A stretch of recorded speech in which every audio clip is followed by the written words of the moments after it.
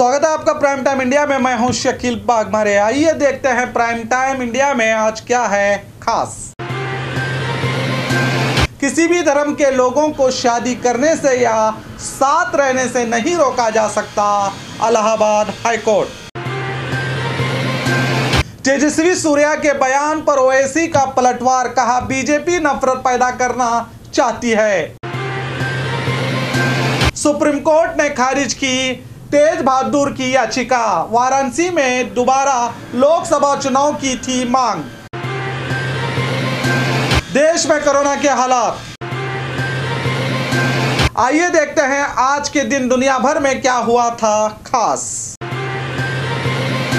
आइए देखते हैं खबरें विस्तार से। अलग अलग जाति या धर्म के चलते साथ रहने या शादी करने से किसी को नहीं रोका जा सकता, इलाहाबाद हाईकोर्ट। उत्तर प्रदेश में लव जिहाद के बढ़ते मामलों के बीच इलाहाबाद हाईकोर्ट ने अहम फैसला दिया है।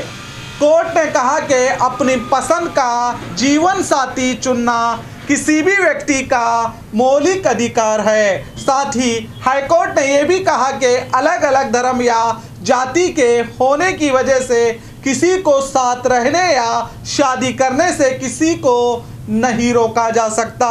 यूपी सरकार की दलील खारिज की इलाहाबाद हाईकोर्ट ने। मगर कुछ दिन पहले यूपी के मुख्यमंत्री आदित्यनाथ योगी जी क्या कह रहे थे, जरा ये भी सुनिए। कहा था वो करके दिखाया है और ये भी कहने के लिए आए हैं। कल इलाहाबाद हाईकोर्ट ने एक आदेश दिया है कि धर्म परिवर्तन के लिए शादी ब्याह के लिए धर्म परिवर्तन आवश्यक नहीं किया जाना चाहिए, इसको मान्यता नहीं मिलनी चाहिए। और इसलिए सरकार भी निर्णय ले रही है कि हम लव जिहाद को सख्ती से रोकने का कार्य करेंगे। एक प्रभावी कानून बनाएंगे।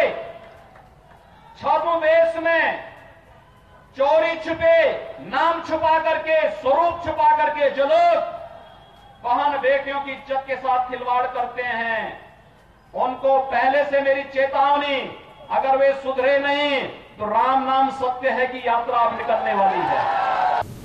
लव जिहाद मामले पर दाखिल अर्जी पर सुनवाई करते हुए कोर्ट ने कहा कि सरकार को परिवार या किसी व्यक्ति को उनके रिश्ते पर ऐतराज करने और विरोध करने का कोई अधिकार नहीं है और दो बालिग लोगों को सिर्फ हिंदू मुस्लिम मानकर नहीं देखा जा सकता। हाईकोर्ट ने यूपी सरकार की दलील भी खारिज की। यूपी सरकार ने सिर्फ शादी के लिए धर्म परिवर्तन को गलत बताया था। यूपी के खुर्शीनगर के मामले की सुनवाई करते हुए सलामत अंसारी और प्रियंका खारवार उर्फ आलिया के मामले में कोर्ट ने फैसला सुनाते हुए सख्त संदेश भी दिया। कोर्ट ने कहा कि बालिग लोगों के रिश्तों में दखल देना निजता के अधिकार में अतिक्रमण है। हाईकोर्ट की डिवीजन बेंच ने पिछले दिनों दो मामलों में हाईकोर्ट की सिंगल बेंच से दी गए फैसले से जस्टिस पंकज नकवी और जस्टिस विवेक अग्रवाल की डिवीजन बेंच ने फैसला सुनाते हुए ये बात कही।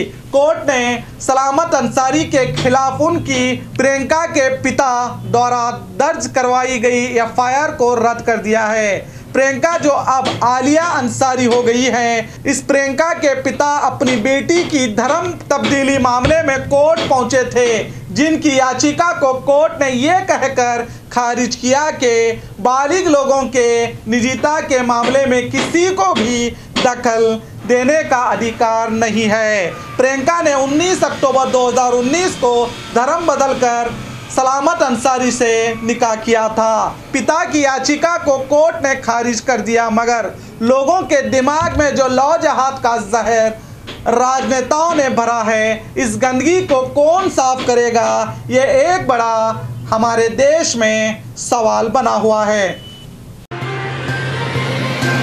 तेजस्वी सूर्या के बयान पर ओवैसी का पलटवार, कहा बीजेपी नफरत पैदा करना चाहती है। ग्रेटर हैदराबाद नगर निगम चुनाव इस बार काफी रोचक हो चुके हैं। यहां 1 दिसंबर को 150 सीटों पर वोट डाले जाएंगे। इससे पहले बीजेपी और एमआईएम ने एक दूसरे पर निशाना साधना शुरू कर दिया है।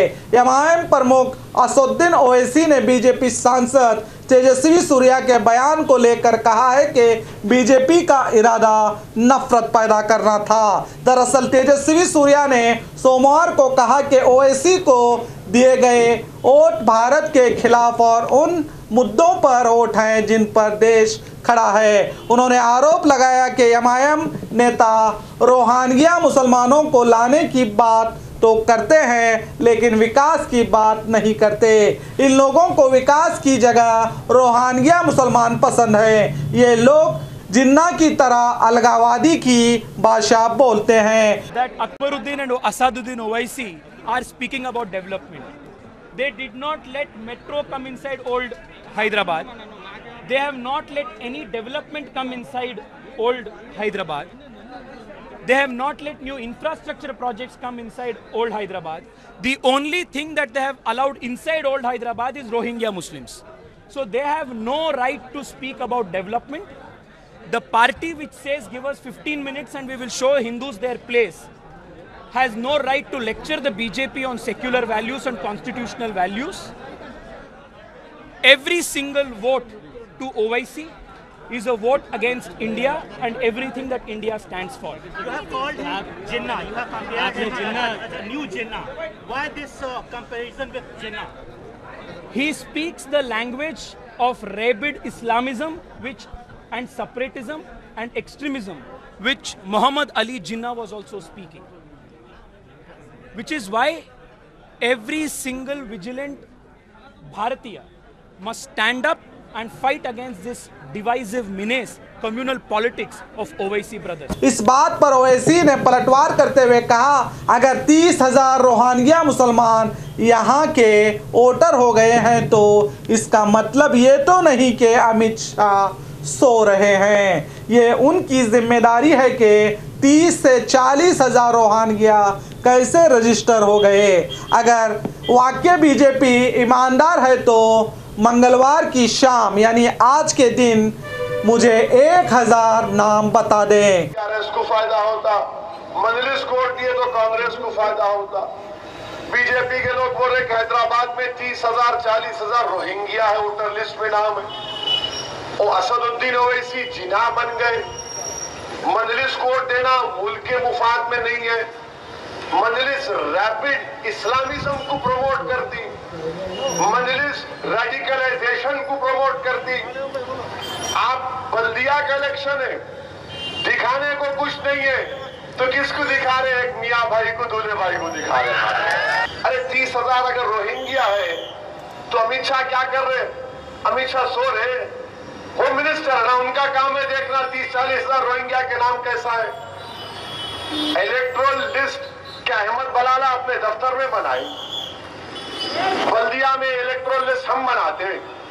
अरे 40,000 अगर है बीजेपी वालों, तुम ईमानदार हो तो कल शाम तक 1000 नाम। अब देखना है ओवैसी के इस सवाल पर तेजस्वी सूर्या क्या आज 1000 रोहिंग्या मुसलमानों के नाम सामने लाएंगे या खामोशी इख्तियार करते हैं। देखते हैं या इनकी सवालों का सिलसिला यूं ही बढ़ता रहेगा।